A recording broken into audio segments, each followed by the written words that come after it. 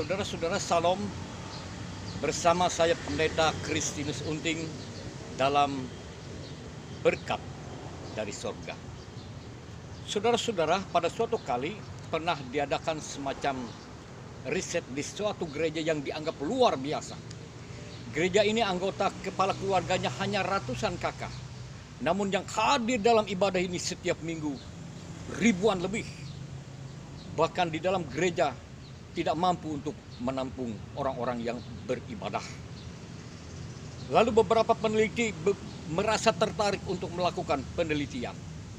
Salah seorang sosiologi melakukan penelitian dengan mengedarkan angket, dan di dalam angket itu saudara hasilnya sungguh mengagetkan kita.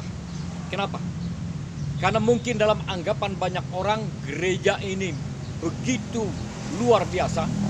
Mungkin karena khotbah para pendetanya yang luar biasa, atau mungkin acaranya yang spektakuler, atau yang lainnya.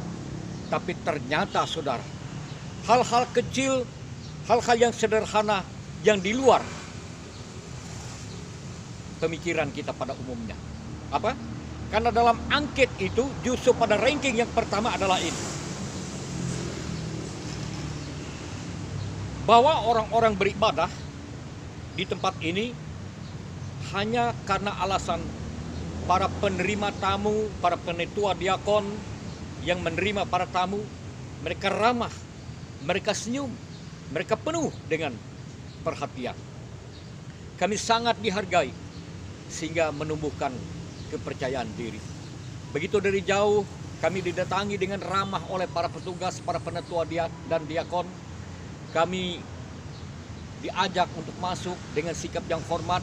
Jadi kami merasa begitu berharga, begitu terhormat. Padahal saudara, para penetua dan diakon yang sedang bertugas sebagai penerima tamu itu adalah dalam kesehariannya adalah para pejabat tinggi di pemerintahan. Namun ketika mereka bertugas sebagai penerima tamu, mereka begitu rendah hati, mereka senyum, mereka penuh perhatian. Ya, alasannya hanya sederhana, karena keramah tamahan. Saudara-saudara yang dikasihi dalam Tuhan Yesus Kristus, Roma pasal 12 ayat 10 mengatakan, hendaklah kamu saling mengasihi sebagai saudara dan saling mendahului dalam memberi hormat. Saudara-saudara yang dikasihi dan diberkati oleh Tuhan Yesus Kristus, jauhkanlah sikap yang meremehkan, yang acuh, yang membuli, yang menganggap rendah orang lain, seolah orang lain itu tak berharga. Jauhilah sikap yang jaga gengsi, sikap yang gede rasa atau GR, karena tidak akan menambahkan apa-apa bagi hidup kita. Saudara-saudara yang dikasihi dan diberkati oleh Tuhan Yesus Kristus, mari sebagai anak-anak Tuhan kita belajar untuk menghargai orang lain.